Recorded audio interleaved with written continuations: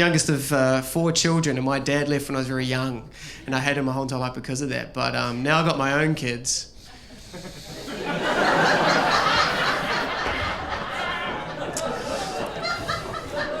Kind of see his point. Want to track him down and ring him up and go, you know what? I'm sorry. Okay, that joke divides a room. Especially at home. So about 3 or 4 days ago, my wife called, and after many months of trying, we finally have a new addition. Yeah, thank you. Yeah, we've finally found a couch that fits the theme of our house. So we are over the moon. Well, I haven't seen it yet. But when I do, it's really going to fit that Scandinavian theme that we both decided on. So when you find a couch like ours, money is no object, apparently. So we've got a vegan leather couch. Got a vegan leather couch, that's right. We've got an ethical couch, and I don't know how you guys sleep at night, but we've got a vegan leather couch, and a lot of you thinking, vegan leather, is that a lot cheaper, is it? No. Apparently it costs a lot more to skin the hide off a carrot and make it into a sofa, and that's what we've got. We've done that. So basically, we spent about a whole weekend in a place called Freedom Furniture. Ironically, I think. I've never felt more trapped than I did at Freedom. But we bought an occasional chair, and it's what I've always dreamed of as a bloke. But, you know, the occasional... Personally, I like my chairs always there, but I like the air of mystery that it brings to the house. Like, is this going to be here when I don't know. A lot of you think... It's a wicker chair. A lot of you thinking, oh, yeah, is that going to cut into the back of your legs when you sit in it? And I was like, oh, I don't know, I'm not allowed to sit in it. I don't know what anything... We've got a Pinterest house, ladies and gentlemen. We've got a Pinterest house. It's like a vision board on the internet, and we've got a couple's Pinterest account. Well, I don't have access to the account, but I can send her an email like, "What about this for the house?" And she's like, "No." So it's just a great system that we have. A lot of times, you know, apparently, if it's not about what you have in the house, it's what you maybe don't want, and that's what I provide. I provide a lot of that. I don't know what anything is in my house though anymore. I got in trouble the other day. I put milk in the milk jug, and she's like, "What are you doing with the vase?" I'm like, "Oh, I don't know." I was chopping up potatoes on a piece of wood on a chopping board. She said, "What are you doing? We serve artisanal cheeses on that." I'm like, oh, I don't really know what's in my house. And we had some people around the other day, and we had spaghetti bolognese. And apparently what the thing is, the on-trend thing to do is whatever you cook your food on or in, and whatever you prepare your food on or in, that's how you serve it. And we had spaghetti bolognese, we had some people around, and I just panicked, so I just put the whole microwave on the table. Bon appetit. And apparently I've never been more on trend than my wife, and that's exciting for me. And so it was good. I got in trouble. I put jam in the jam jars the other day, and it's a rookie mistake. It's a rookie mistake. We drink out of them now. With paper straws, apparently. So I'm learning. No, I'm learning to get scented candles in my life as well. Just, you know, scented candles. How good sandalwood as a scent always in your house. Like, I'm coming home from work just going, is that $70? She's like, how did you know it was a Koya? And it's like, no, it's good to know what burning money smells like. It's just sandalwood. we had a power outage, we had a blackout, and I was like, oh, great, we can use those scented candles. My wife's like, no, they're for the guests. So we just sat in darkness, hoping for someone to come round. So loving life at the moment, and it's the big thing I wanted to tell. We upgraded our towels recently, and that was huge. It was my own fault though for upgrading our towels, because I was brushing my teeth and I went to wipe my face, but bloody used a display towel. Probably shouldn't have been using the display toothbrush, to be honest, but I don't know why we have that bathroom. Not allowed to use anything in it, but it's so other couples can come around and go, gosh, they're tidy, and that's the true meaning of love. That's the true meaning of love. We don't have we have artwork as well. We've got canvas pictures up. That's good. We don't have artwork though. We've got inspirational quotes. Why have artwork when you can inspire people? That's our motto now. And we just got one that says follow your dreams, and it's like great, because before I was depressed and I was just like, oh, is this comedy thing ever going to go anywhere? Am I ever going to perform in a cave for my comedy special? And then I looked up at the wall and I was like, oh, hold on, what's this? Follow your dreams. Oh wow, thank you. And I followed them, and they were right there in the dream catcher. It's just great to have them in one place, because I forget what they are sometimes. I'm like, what were my dreams again? And you're just like, I'll just have a look. It's like, okay, yeah, that's all right, weekend away with the boys. Social football Tuesdays, they're all in there. It's great. It's we got a dream catcher hanging up on the rear view mirror of our car, because you never know when you're going to have a dream. Get those windows up. Don't let it waft out. Get in the catcher. Don't dream and drive though. That's my big public service announcement to all of you guys and girls out there. But but we've got heaps of signs. We've got one. It's really important. It's written on wood. It's hung up with rope. And it's in cursive writing. And if you're going to say anything important, wood, rope, cursive writing, do it. It's not my rules. Kmart's, okay? So, and it just says inhale, exhale. It's important stuff, team. No, because I was doing it wrong. I was inhaling, and I just found I was passing out a lot. Like, remember one time, my wife came home and she saw me pass out on the ground. She goes, "What's happened?" I go, "Bloody inhaled again." She goes, "Okay, I'll put up a sign." And now I'm just getting loads of stuff done, and it's exciting. It's great. Other ones in there. The big one in it is just it's in our house 12 times, and it just says it's live, laugh, love, and sorry, I get emotional just thinking about it.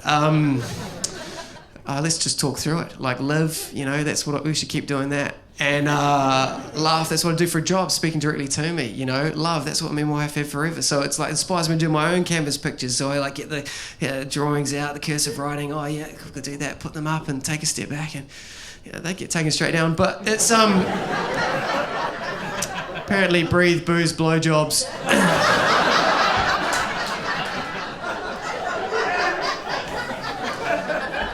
It's not the motto we're living by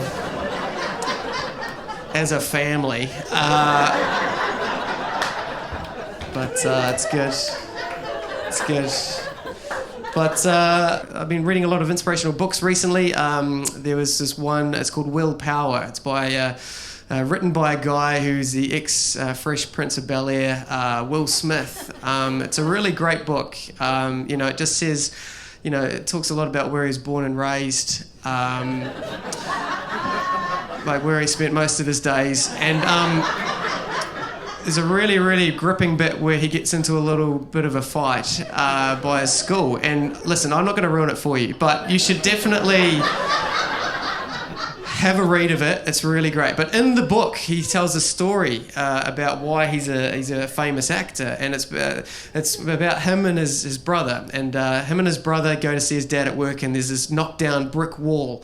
And then the dad goes to Will Smith and his brother, you have to rebuild this wall. And they said, it's impossible, like that. And then the dad said, hey, listen, it's not impossible. You just got to rebuild it one brick at a time. And so they did it for about a year. They rebuilt it one brick at a time. And then they finished it. They finished the wall. And the dad said, now, I never want to hear you guys say that anything is impossible ever again. And that is the reason why Will Smith is a world-famous Hollywood actor. And his brother is a bricklayer. So, inspiring stuff, team. Inspiring stuff.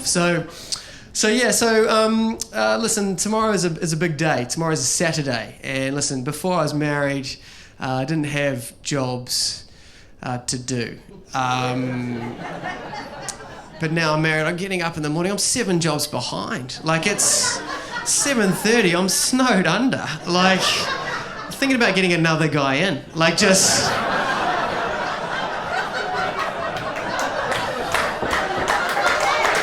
Yeah. You take her in on a romantic date. I've got all these jobs to do. Like, one of the things I have to do, I don't know how you guys spend your Saturday, but I've got to sunscreen my cat's ears.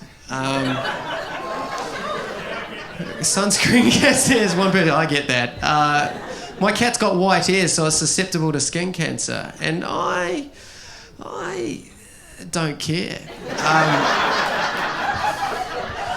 It can get skin cancer. It can use up one of its benign lives. I don't care. It's not even me being against cats. If you say, hey, my dog's got cracked lips, I'm not putting lip balm on your Cocker Spaniel again, Dave. Like, it's... Fool me once, right? And so it's... The other thing I've got to do when my partner's away, is I've got to water the plants. Now, plants have been surviving for, thousands, millions, however many years. The plants have been going on forever. And apparently when I look after them, they go on a suicide pact. And they just sort of like wilt and die. I killed a cactus the other day. Like, that's a personal attack on me. I think they've just ganged up on me. There's this one, they can't even just put water on them. You have to there's one I have just the mist to plant. I lost the nozzle for the mist about 2 years ago, and I didn't want to go and pay $2 and, so I'm just recreating mist like two or three times a week on this plant, and I'm just, flicking water on it. I don't know how imperative the leg lift is when recreating this, but like I found out the other day, it's a fake plant. It's just, it's from Kmart, and it's just like, my wife's like, it was the only one you didn't kill, and so I felt sorry for you. He says, well, I didn't tell you, and I was like, oh, thanks very much. Other things in there as well, something not even jobs. Some of them are just like life hacks. One of them was just deter burglars. She went away for a weekend and she said, just deter burglars. I'm like, how am I going to do that? She goes, well, what you do is just put a pair of size 16 like gum boots or wet boots or mud boots or something out the front, size 16, and that way when the burglars come past, they'll think someone masculine is inside the house.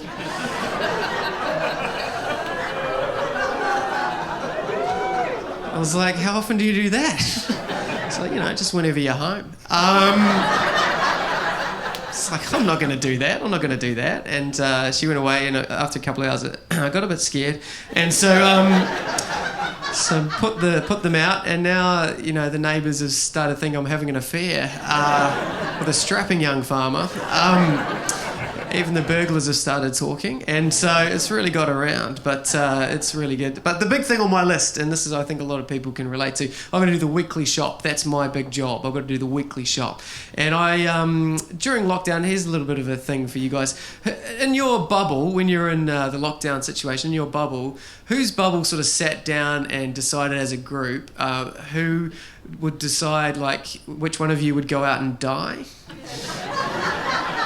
Who got sent out during, because that was me, I got sent out. A lot of people, mate, look, there's a few of us think we survived, well done, but a lot of people found out they weren't essential workers during that time. I found out I wasn't even essential in my own family. I We could probably lose you. That's sort of how I got that. But anyway, so I was down there, and so this is what happened. So I wanted to spreadsheet it out. I wanted to spreadsheet out the whole supermarket so I didn't have to spend as much time down there. And so, but every time I'd go down there, I'd get a phone call adding 2 really important things and 1 super vague every single time. My wife would me calling and she'd be like, "Hey Nick, we need some bread, we need some milk, and when we were at Sarah and Tony's house, they had some breads with some artisanal cheeses. They had some crisps next to those. Can you get those crisps, but without feta?" Not only have I forgotten the first 2 items, I don't even know who I am at this stage. I just see other guys who've had the same phone call and they're just aimlessly wandering around the supermarket, just linked arms like a search party, just yelling out things they don't understand. Just goji berries! What's a goji? What's a healthy dessert? Like that. Just go, I don't even know what that is. Like that. I once spent an hour and a half looking for water chestnuts. I don't even know what they are. I spent 45 minutes in the water aisle. Spent another 45 in the nut aisle. I almost got 2 separate ingredients and made it in the car park. Because it's better to never come home than to bring home the wrong item. You hear of people "Hey, what happened to your dad?" He's like, "Wow, he went out to the supermarket and he never came home. He did not love his family. He just couldn't find the right brand of teriyaki sauce." That was... I looked everywhere for this crisp without feta. I even looked in that serial killer aisle. You know, the aisle that sells pantyhose and matches and tarpaulins. Serial killers are walking down that aisle just going, "This is amazing. Everything's just here." It's like magazines for the ransom note. This is fantastic. This is exciting. Kids' toys? What is this? Who is this aisle for? Who is this aisle for? Serial killers are going, "Yeah, this is amazing, this is good." And then I see a 16-year-old who works there. They'll know more than me. So I tap their shoulder and I go, excuse me. "Do you know Sarah and Tony?"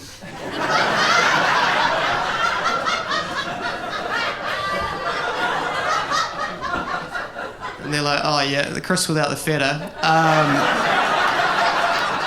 Just on aisle 14 where those dads are huddling for warmth." So I feel sorry for people who are single at the moment because you've got all those dating apps and it's a very confusing time. I reckon Tinder, for example, is about 3 months away from becoming like TripAdvisor. People are going to start leaving reviews of other people. They're going to go, "Oh, this one's 5 stars. Oh, that's good. Oh, but 194 reviews."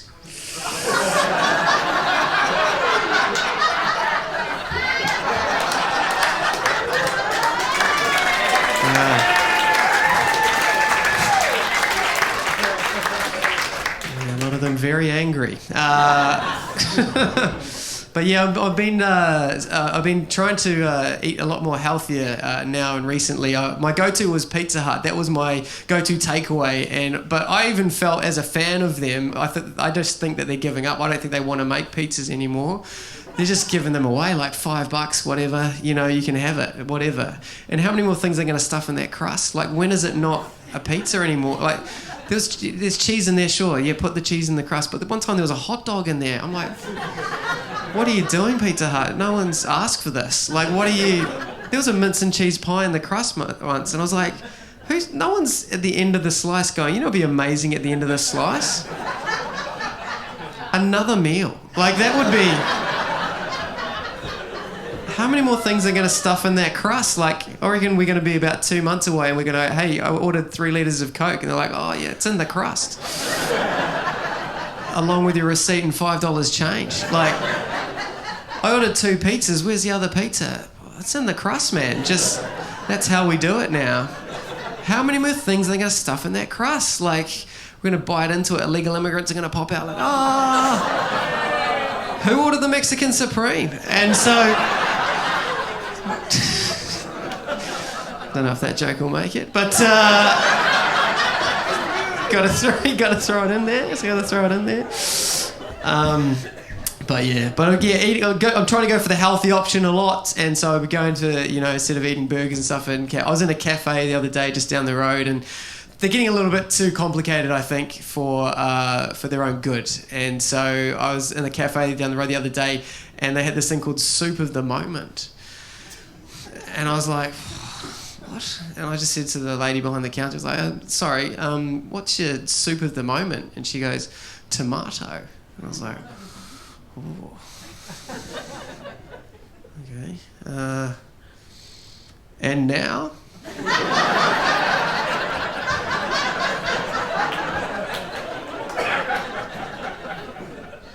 She goes, it's still tomato. Okay,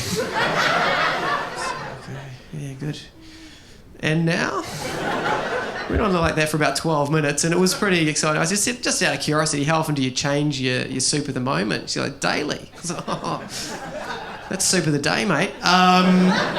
Don't be overcomplicating stuff. Don't be doing it. But yeah, it's good. But yeah, the health thing is good. I'm very lucky that I have my wife who looks after my health, and even when I'm not aware of anything that's going wrong, she's sort of across it, and that's really exciting. And it's great for me because I don't have to. Well, here's an example. So the other day I was looking for some peanut butter, and I couldn't find it, and Soph was like, I said to Soph, I was like, hey Soph, where's the peanut butter? And she goes, are you blind? That's great. Am I blind? I don't know. Like, I could be, but she's across it, and that's exciting for me. She's checking in on me, she's got my back, and that's great. I think if I was to go blind, that's how I would tell her.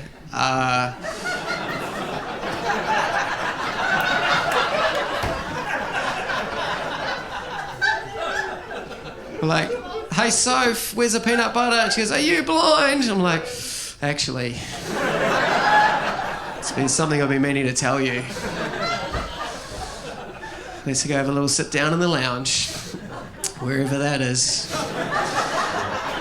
So, it's good. It's good. But yeah, so I tried. We've been married a few years now, and I try to be romantic. I try to be romantic from the day dot. I try to right from our wedding day. I've tried to be romantic, but I've made a few mistakes over the time. And I want you guys to learn from my mistakes. So here's the thing. So listen, on our wedding night, I try to carry her across the threshold, but don't do what I did. And before you pick her up, don't go 1, 2, 3. Girls do not like it when you use words synonymous with lifting a couch. Probably shouldn't have put an old blanket over her. Or got my mate Barry around to help. But like these are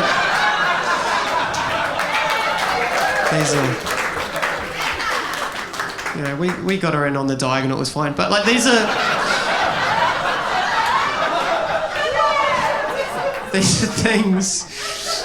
things that you can learn from myself, when you're moving forward into the situation. But I say I have got kids, and I've got 2 kids. I've got a boy and a girl, and from what I can gather from my experience, boys are kind of like dogs, and that boys are kind of like dogs, and that.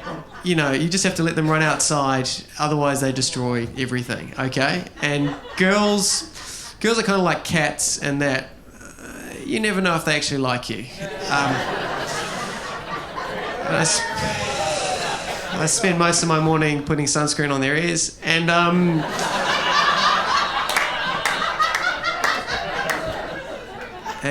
lip balm on the boy. But that's okay, so it's all good. But a lot of people find parenting hard in this day and age, and it's kind of, yes, it is hard, but at the same time, I'm going to give you some tips because I've learnt some few things over my years. I see other parents struggle in certain areas, and I'm like, here's a little tip for you guys. So if you're at a park and you want to go home, this is what you got to do. All you got to do is just got to count backwards from 3 very sternly, and then just tell them what's happening very sternly. And this is what you got to do. So I'm at the park and I want to go home, okay? So this is what you do. Just go 3, 2, 1, we're going home now, like that. When I say that, they know they've got 45 more minutes.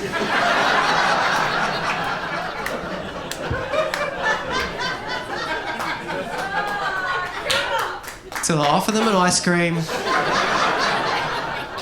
and they get a new bike. And it's just about creating boundaries. And if you can do that, it's pretty simple. It's very simple. It's very simple.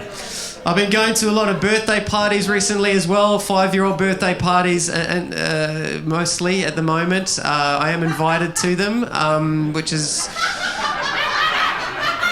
helps. It helps. But I don't know anyone. I didn't know anyone there, so I don't really know. But I've been used to older parties, and that's a struggle because I'm like, okay, I'm used to older parties.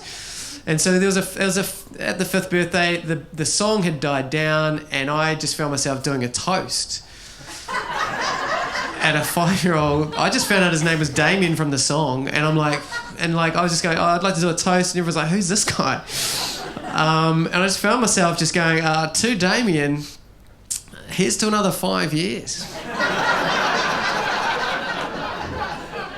I don't know if you've ever openly put a curse on a child before, but that's what I do upon a weekend, apparently. But yeah. So another thing I was doing, I went to my niece's birthday party. She turned 12, and it was good. They were very well behaved. But I said to my brother, "Hey, how come they're really well behaved? Because when we were 12, we were not well behaved." And my brother's like, "Oh yeah, that's right. Because they don't have Raro powdered drink sachets."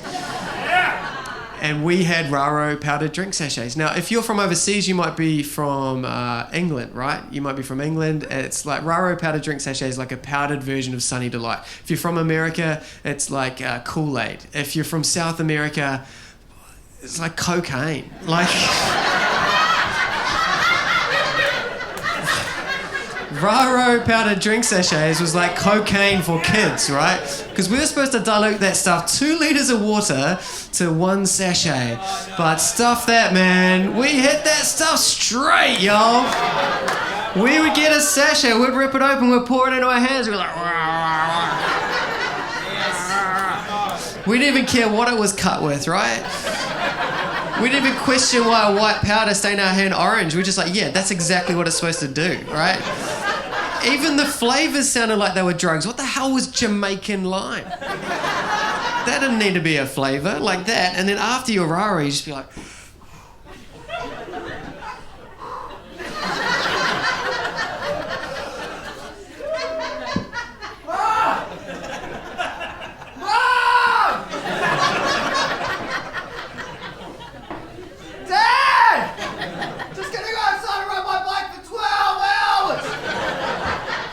And you'd ride the equivalent of 300 kilometres, but just in a circle in your driveway. It's like, yeah, man!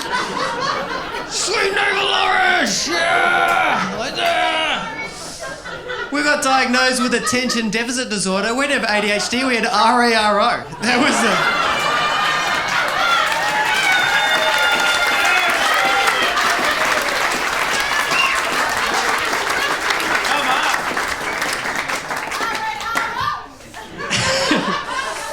There's some catchphrases here too. Yeah, R-A-R-O, yeah. Yeah. So, yes. So there's a couple of little things. There's a couple of things that I'm doing at the... so the secrets, I think, to my relationship that I've found over the years, we have this honesty at all times policy. But the only problem with that is that you can't be honest all the time.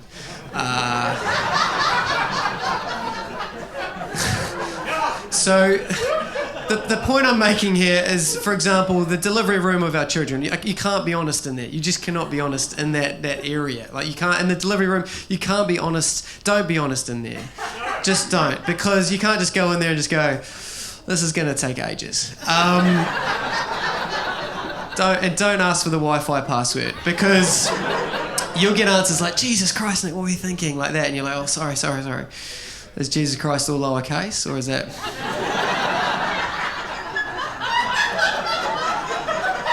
It's got a 1 in it? No? Okay. It's caps lock, by the way. Yeah. Okay, no, that's fine. She turns to you and says, I don't think you can do it halfway through. Don't agree. Like, just really, we need to be team players in this. And if the midwife says to the doctor, are we almost there yet? Don't say, no, it still says incorrect password. Like, just download some stuff in there and you'll be fine. But the whole thing is a lie in there. The whole thing's a lie in there, because when the baby's born, you have to do this social media post and just like, at 6 a.m. Stephen John Smith was born and the doves were flying in a heart formation and leaves were falling like I've never seen them fall before, and the sun was rising, and I've never known love truly more as beautiful as this. 7 pounds 11 ounces, and you're like, what you really want to write is like, that got serious real quick. Mum and Dad currently got post-traumatic stress disorder and just realised we can't go out for 18 years. So 7 pounds 11 ounces. That's what you want to write. And why are we giving away the weight, by the way? We don't carry that on. We don't carry that on as a tradition. Happy 32nd birthday and 112 kgs, Mike. Like, welcome to Sarah's 21st. As you all know, she's 80 kgs. Like, no one's... Why are we starting this thing that we never carry on, right?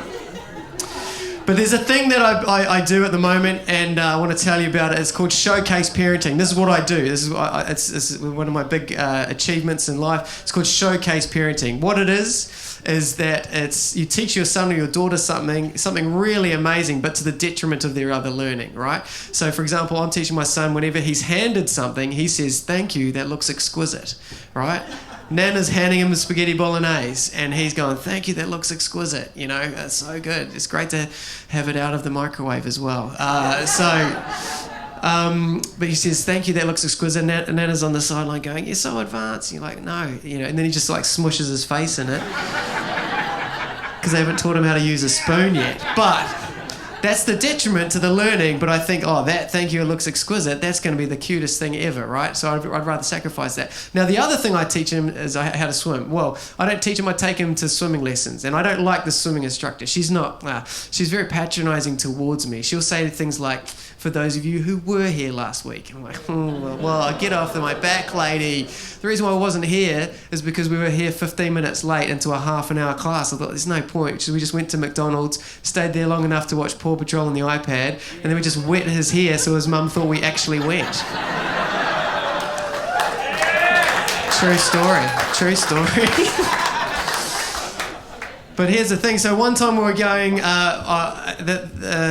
to swimming and we were running late. And I was like grabbing everything. We're running around the house and my wife was like, "Hey, when you get to the swimming pool, you have to give this card to the swimming instructor." Now, she did say what it was for, but I was running late and I wasn't quite listening. So I was just, "Okay, yeah, I'll get it." She goes, "Make sure you sign it." I was like, "Yeah, whatever. Okay, that's fine." I'm off. I'm into the swimming. Now, swimming's quite stressful in the whole scheme of things. You've got little like changing rooms. You have to get their togs on. You have to put this sort of glorified dishwashing glove on their head. It's like this, and I always put it on too tight, I think, because every time I put it on, it's really like, he's so surprised. Like, he looks like, "Oh my gosh," and it's not because we got to swimming on time this week. It's just really, he looks like a New Jersey housewife who just had too much Botox. Just, "I am happy in my marriage. Why do you ask?" Like, it's really, really tight on his head right there. And so then I've got to sign this card in this little cubicle, right? And I hate cards. I just don't like cards. I think the office card is the worst card of all. I don't think why we have that. It's just, we hate it. It's just so bad. I've been really depressed, and I thought, what's going to get me out of this funk? I was going to look at that office card I got from 3 years ago. Just see what words of wisdom they wrote there. All the best. You can tell they meant it because they all wrote it. Some maverick will write best wishes, and you're like, you're going to rue the day you come across a genie, and the genie's going to go, "You can have one wish up to the value of $12. You're like, "What? I thought it was 3 wishes up to infinity." It was until you gave your best wishes to John. when he was made redundant at your old work, and you're like, I didn't know it was that powerful. Right, so anyway, and these cards are like $12, so you got to come in with a plan. You don't do what I did and go, I'm a writer, I'm a comedian, I'll just come up with something. And so I wrote Dear Sarah, and then I wrote the word imagine. Who starts a sentence with the word imagine? I've written myself into a cul-de-sac like that. Even my boy with his headgear on is like going, how are you going to get out of this, mate? Like, this is crazy. Imagine, who starts a sentence with... And then I put a capital letter in front of it. Can't even put another word in front of it. Now it's going to read like a news tabloid headline. Can't imagine swimming without you, writes the Daily Mail. Like, what is this? What is this situation, right? So anyway, so I'm like, oh, okay, I don't know what's going to happen. And then a brainwave comes over me. And I'm like, oh, okay, yeah, cool. And I was like, Dear Sarah. And then I just did a John Lennon quote. I was like, perfect, I'll just do that. Did the John Lennon quote. Boom, we're away. We're into class. Now, there's an idiot in our class. I don't like him. His name's Bryce, right? He's 5 years old. I just don't like him. Because he can kind of do it. He can kind of do it. Like, he's sort of doing the arms around and he's sort of breathing to the... He's kind of swimming already. He's only 5. My son's like eating the lane ropes, and it's just the golf... It's just a golf of class that I don't need as a parent, the pressure on me to, like, I should be swimming with him more. Like, I can't have that, and he's just showing off like that. And so we do this thing where we're in the situation, and there's this thing where you sort of put them on the mat and you spin them around, and you have to sing "Row, row, row your boat," and that's exactly what I want as a bloke at 10 in the morning with 8 other mums. That I don't know, just, you know, them singing like angels. Like, what key are we going to go in, ladies? You know, what is this? What's happening here? Row, row, row your boat, like that. And I'm just not really enjoying it. And so the thing is, you put them on the mat, and then they sort of start like floating around. But they don't. This is the first time they're doing this, so they don't even know that they're even ever going to come back. And so they're just going, Dad, like that, and they're just going around, and then they just start making life decisions of who they're going to live with for the rest of their life. And they go, oh, that person looks like they're fun. And then they start diving. So all the kids start diving off to different parents. And like everyone's going, like, Bryce starts to come towards me, and it's like trying to keep him above water, but not really. And so it's just kind of this... It's just like a lot of panic in the water. Like, there's just like this kind of whitewater fever. I think people are crying, and everyone sort of hands their kids back to the right partners and stuff, and it's all fine. But then the sort of the water subsides, and then we realise there's a code brown. Okay, there's poo in the pool if you're not up to date with your codes, and we think, we hope it was one of the kids, and so it's. The good news is that no one blamed my son, because he was as surprised as anyone.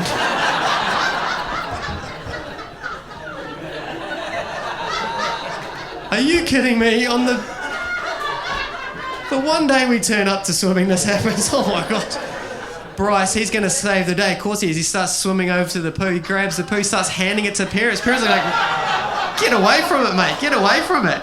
My son's over by the lane ropes. He swims over. He gives it to my son. My son goes, thank you, that looks exquisite.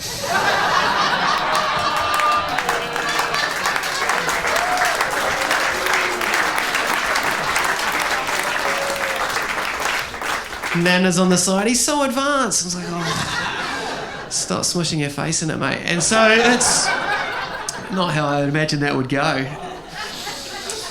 But my wife said, yeah, you should tell that joke on the special. I was like, oh yeah, I should do that. And I was like, okay, cool. And she goes, oh, by the way, did you give that card to the swimming instructor? I was like, yeah. I gave the card. And she's like, oh yeah, great, because, you know, her grandma died, and so, you know, what do you do in that situation?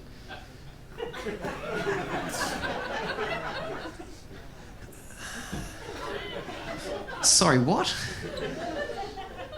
Her grandma died. That's what we gave her. We just don't give cards willy-nilly to the swimming instructor. Like, what? What did you write? I said, Dear Sarah, imagine there's no heaven.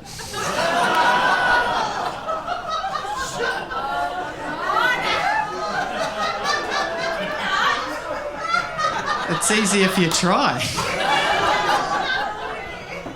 Nick Rado, 80 kgs.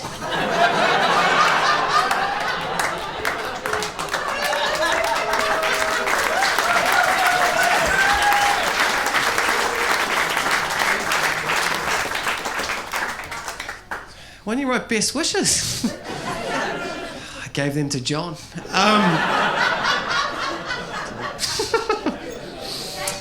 You can take a drink, come on. Are you guys okay? You having fun? That's good. Thank you so much. No, that's good. This is... That's a lot of effort for water. Okay, so...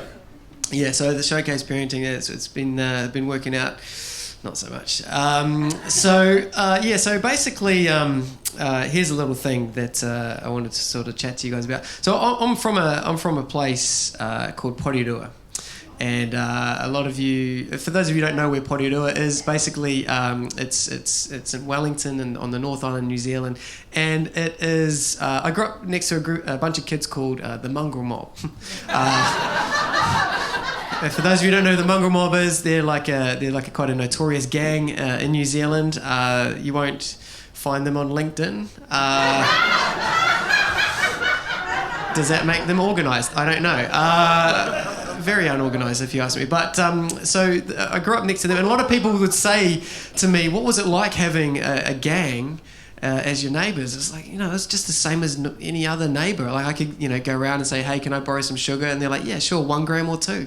And it's great.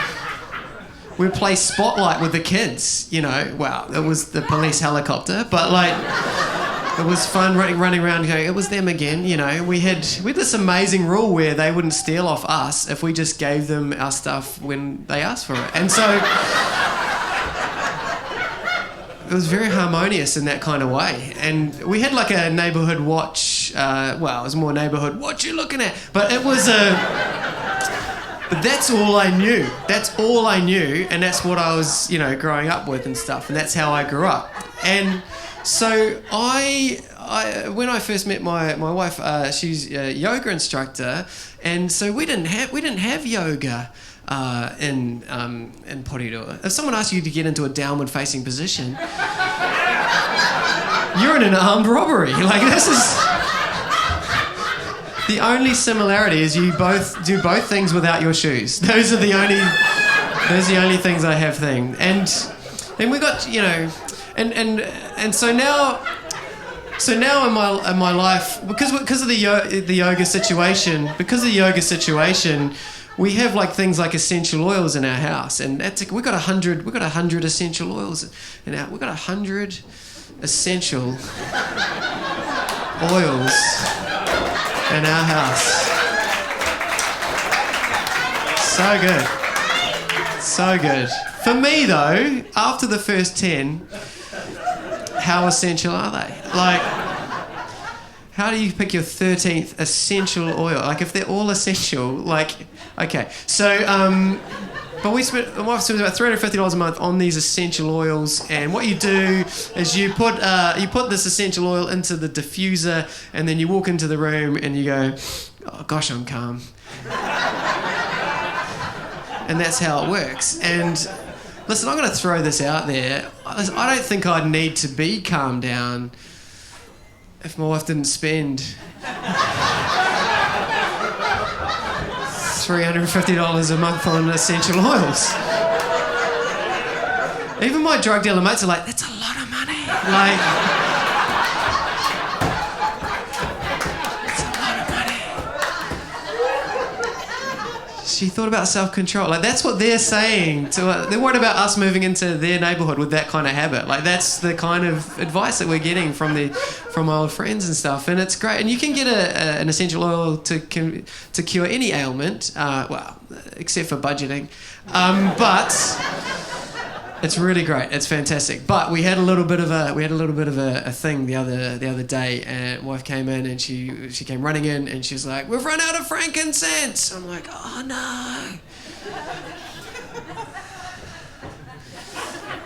"What's that?" She goes, "It's the most important one." I was like, okay. okay, all right, okay. Sounds essential. Let's go out and get it. And we couldn't go out and get it. We couldn't. We had to go online. We had to go to this website called doTERRA. And yeah, great. If you're into the shape of a pyramid,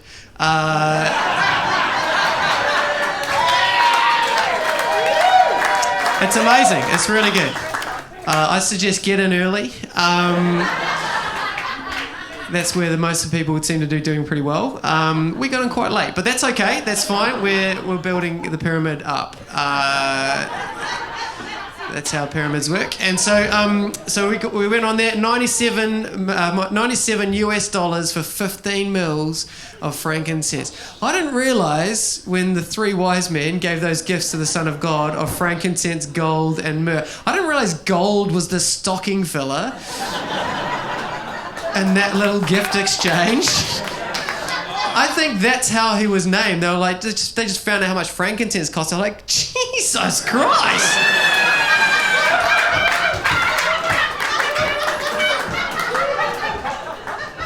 He was going to be called Are You Kidding Me? But like, it's just easier just to name him the other way, but it's fine. But anyway, so I get to... I tell you how I met my wife. So we got to the situation where, she's not my wife then, but at the start she was a yoga instructor. She eventually said to me, Nick, hey, do you like yoga? And I was like, massive fan of yoga. A massive fan of Star Wars. So that's... bloody love Star Wars. She's like, no, do you like hot yoga, Bikram yoga? Do you like hot yoga, Bikram yoga? And I was like, yeah. If it's anything like frozen yoga, I'll eat it with you a couple of times a week. And she's like, yeah, no, you should come to one of my classes. You don't know what I'm talking about. And I was like, okay, cool, I'll come to one of your classes. And so I did. So here's the thing. So I go to one of her classes in my running shorts.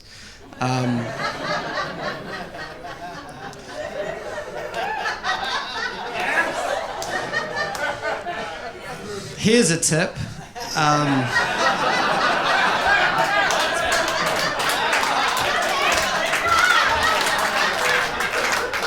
Literally. Like wear undies. Don't wear boxers, because when you're in this sort of Warrior 2 situation, you go, I see you've met everybody. That's exciting. That's great.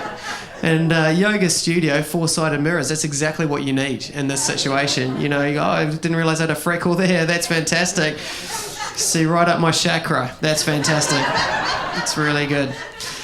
And they keep telling you, like, halfway through they do this thing, they go, get into this asana and stuff, and you're like, what is that? And so... and apparently Sanskrit, they talk Sanskrit, which is like an ancient Indian language. It's almost like a dead language. Only 14,000 people speak it, 13,000 of which are white women in yoga pants. Hashtag life off the mat. But it's... but I'm in this downward dog scenario, and nowhere, I farted. To which hot yoga instructor goes, sorry Nick, what was that? I'm trying to impress this girl. I can't just go, it's all right, love, just farted, carry on with the class. So I did what any guy would do in that situation, right? So I had to come up with a question that sounded like my fart.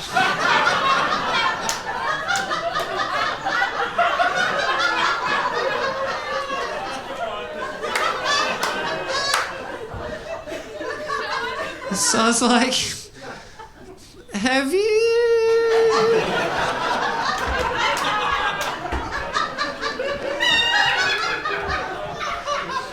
ever been to Prague?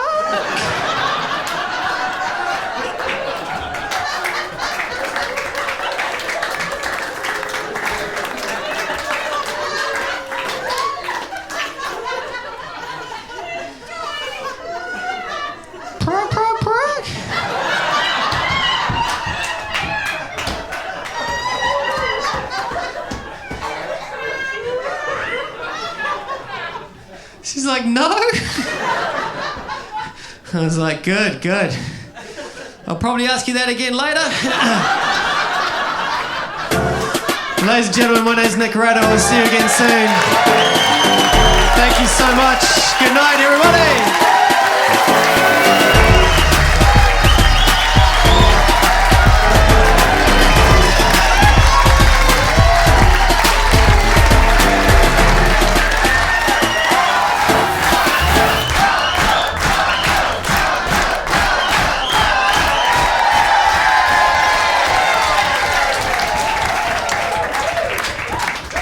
This is so out of the blue. Here it is. Okay, so here's a little thing. Okay, so here's a little secret to me and my wife's relationship. We don't have arguments. We have these things called clearings.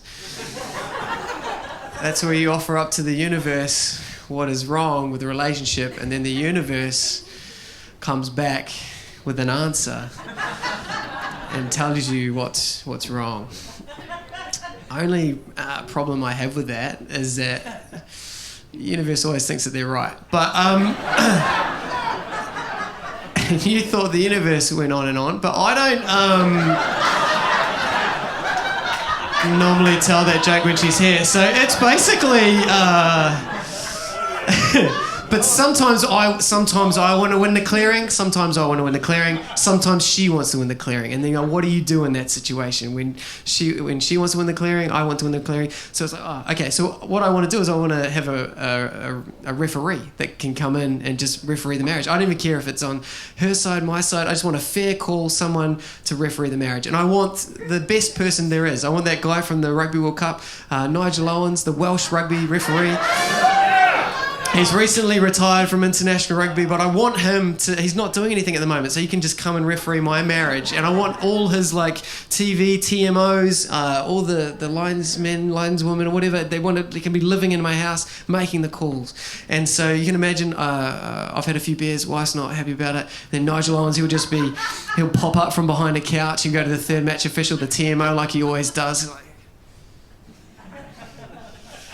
right, okay, right. Right, okay, right. Husband.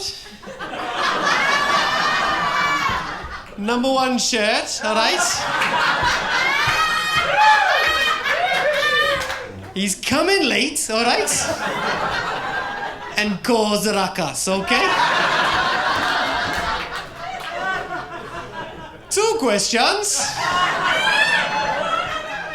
First question, was it a time specified of when he'll be home? Second question, sleeping on the couch, yes or no?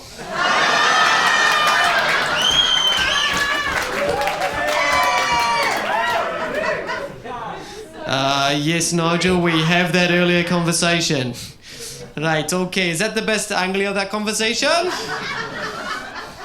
Yes, he said, don't worry about dinner. He'll be out with the boys. He'll be home by 12. Right, okay. I'm seeing 3 on my watch. Is that what you're saying?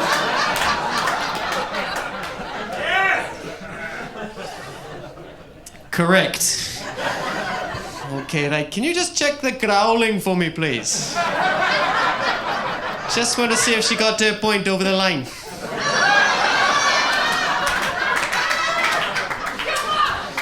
There's no reason why you can't award the dog box.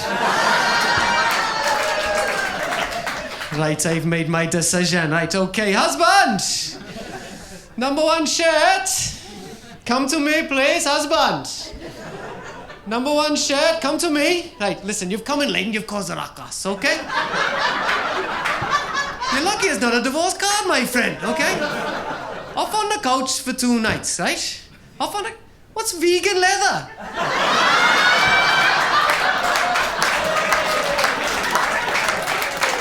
Off on the couch. It's the 3rd time this week.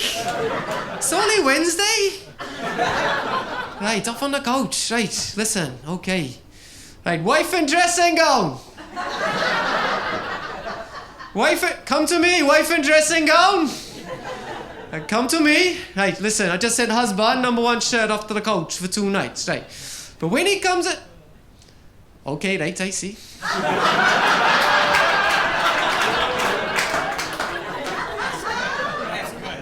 Right, but when he get... Okay, right, I see.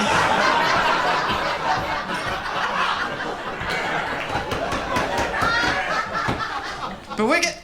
Okay, you're still going. Okay, right. Listen, don't you be refereeing a marriage. That's my job, okay? Right. Listen, when he comes in late, right, you can't come off your feet and dive in, all right? If I see you doing that again, I'll reverse the penalty. You'll be on the couch. You'll be a weekend away fishing with his mates. Okay, off you go. I think it'd be good in the makeup bit as well, just in the bedroom, like after the argument. You're just on the bed and then Nigel just pop up. Crouch.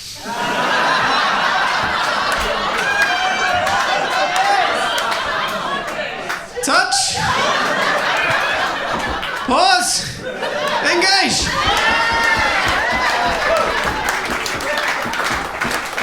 Hands out of the rock, husband. Hands out of the rock. Use it or lose it, husband. Use it or lose it. And then just at the end, it's like, okay, husband, roll away, I was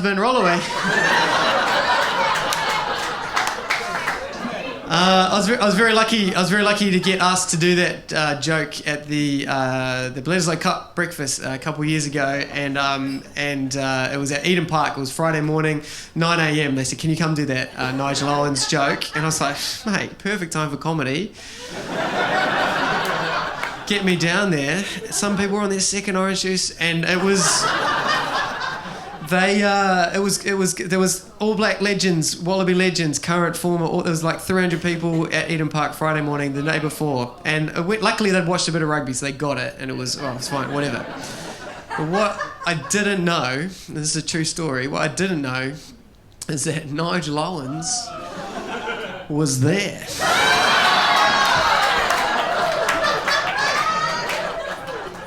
The NZRFU had stitched me up. They go, "Oh, this would be good." It's a true story. So, the Welsh rugby referee legend of the game, Nigel Owens, comes up to me, Nick Rado from Porirua, and he goes, "2 questions.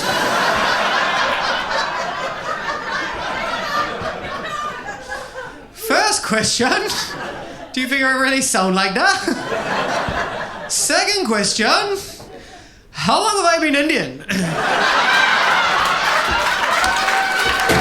My name's Nick Rado. We'll see you again soon. Thank you so much for coming out. Thank you so much. Good night. Cheers. Thank you.